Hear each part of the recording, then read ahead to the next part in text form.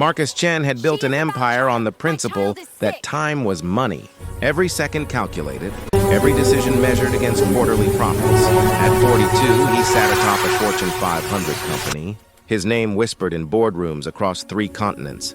But on this particular October evening, as rain hammered against the windshield of his Mercedes S-Class, he was just a man desperate to escape the suffocating silence of his penthouse apartment. The wipers worked frantically, struggling against the deluge. Marcus loosened his tie, his reflection in the rear view mirror showing a stranger, gray threading through his temples, lines etched deep around eyes that rarely smiled anymore. 5 years since the divorce. 3 years since his daughter had stopped returning his calls. Success, he'd learned, was the loneliest achievement of all. He was driving aimlessly through a part of the city he didn't recognize, where the gleaming towers gave way to modest homes and corner stores with flickering neon signs. The rain had turned the streets into rivers, and the few people he passed were hunched beneath inadequate umbrellas, rushing for shelter. That's when he saw her. A young woman stumbled into the street ahead, her clothes plastered to her thin frame, dark hair hanging in wet ropes around her face. She was waving her arms frantically, and in the split second before Marcus hit the brakes, he saw something in her eyes that pierced through the rain, through the glass, through every wall he'd built around himself. Pure, desperate terror. The car stopped just feet from where she stood. She rushed to his window, pounding on the glass with both fists. Marcus hesitated, his hand hovering over the lock button.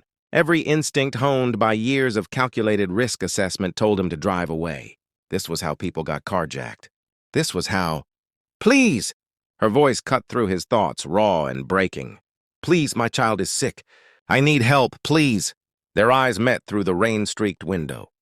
Hers were brown, red-rimmed, filled with the kind of anguish that transcended language. Culture, everything that typically divided people.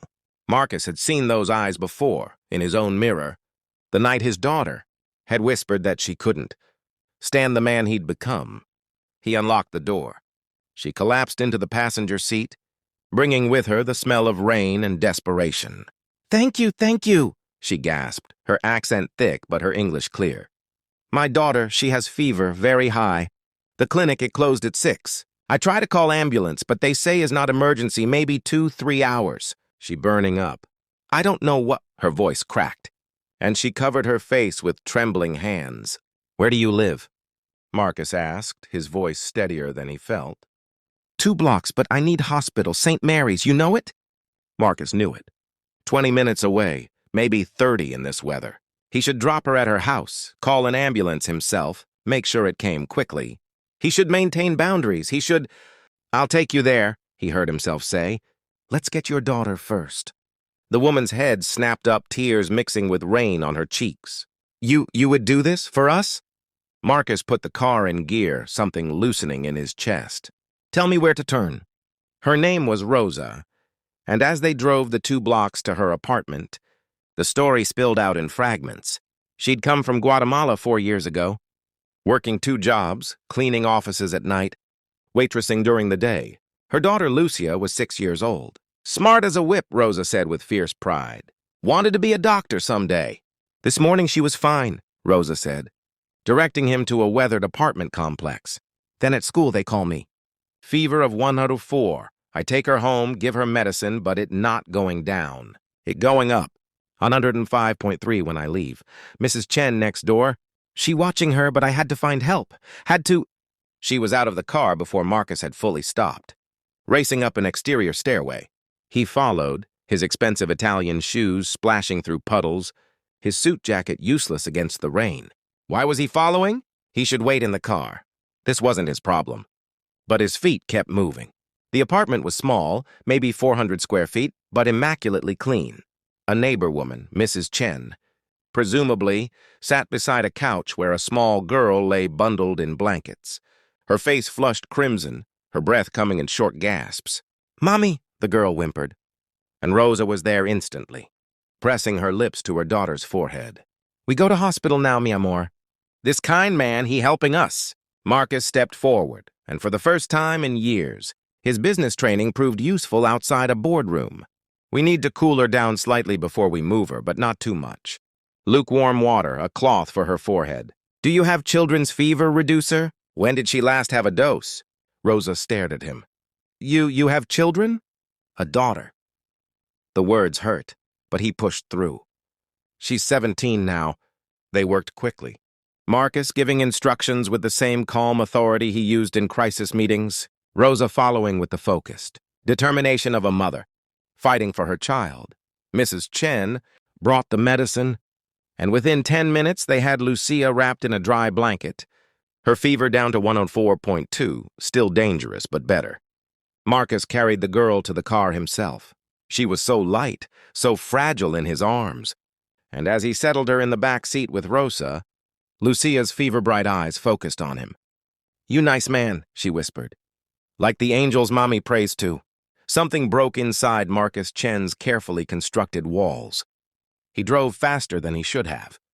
But with the practiced skill of someone who'd once raced cars in his reckless youth, the city blurred past.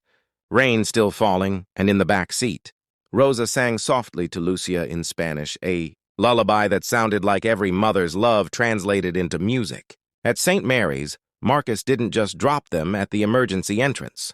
He parked, carried Lucia inside, and when the intake nurse began the slow process of paperwork and insurance questions, he stepped forward. "Put it on my account," he said, handing over his platinum card. "Whatever she needs, I'll handle it." The nurse looked from the card to his face, recognition dawning. "Mr. Chen?" "The Mr. Chen? Just help the child, please." The next 2 hours passed in a blur. Lucia was diagnosed with a severe infection.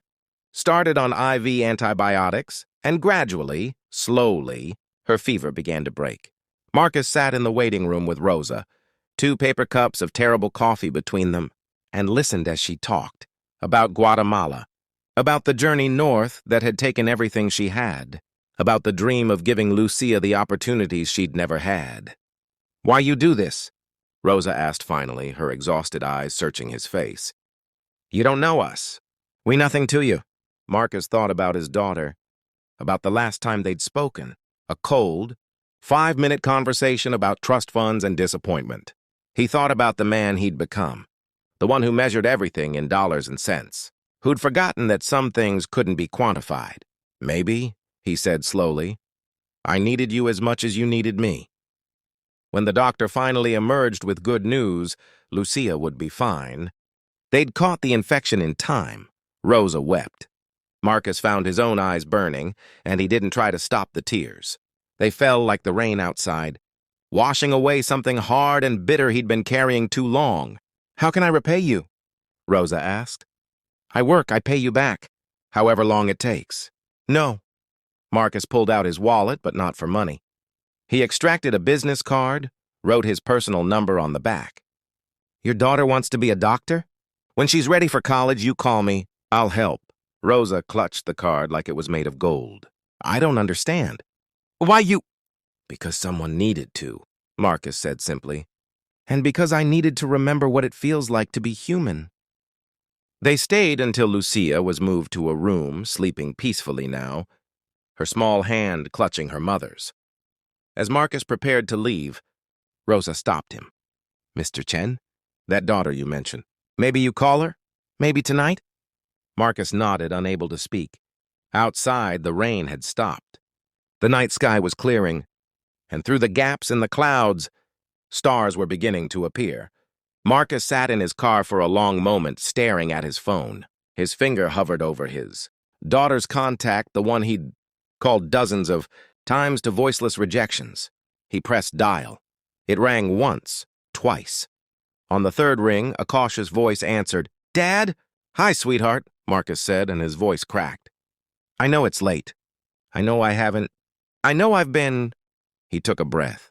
"I just wanted to tell you that I'm sorry for everything, and that I love you, and that I'm going to do better. I promise I'm going to do better." Silence stretched across the line. Then so soft he almost missed it. "I love you too, Dad." Marcus Chen drove home that night through clear streets. And for the first time in 5 years, his penthouse didn't feel quite so empty. Tomorrow, he'd have his assistant set up a scholarship fund. Tomorrow, he'd start making the changes that mattered. Tomorrow, he'd begin the long road back to the man he should have been. But tonight, he'd learned that sometimes salvation comes from the most unexpected places, from a desperate woman in the rain, from a sick child's whispered words, from the simple act of choosing humanity over convenience. Sometimes all it takes is stopping when everything tells you to drive on. Sometimes all it takes is opening the door.